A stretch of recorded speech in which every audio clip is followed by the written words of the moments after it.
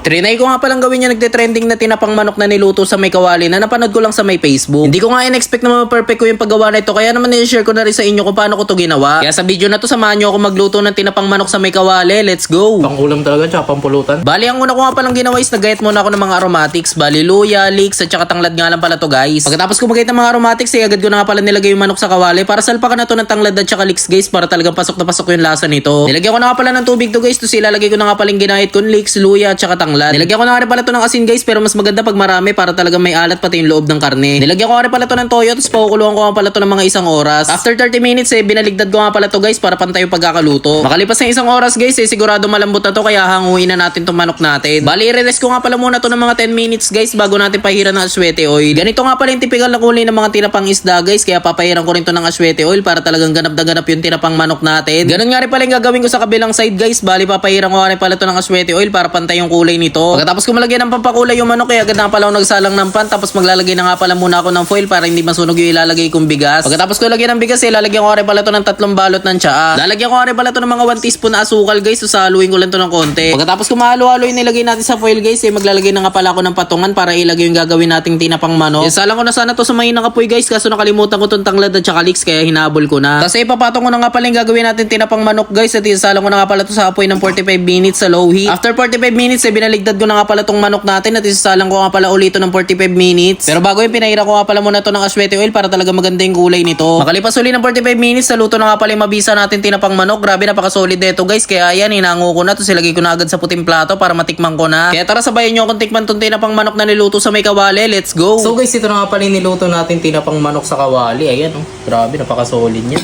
Tinapang manok. Uy.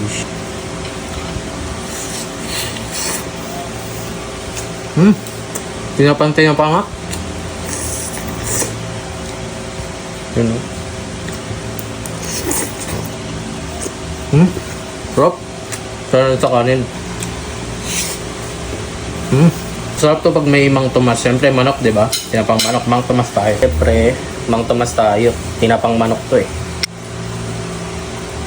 Grabe, sobrang lambot to. Oh. Sausaw natin dito.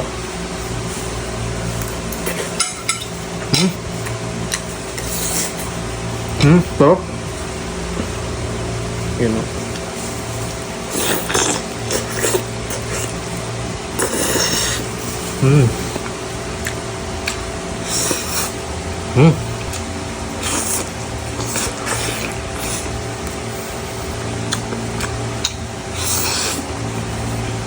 Sarap, guys.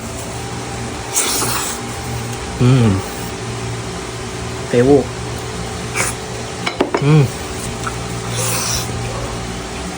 Yan, oh. Lambot.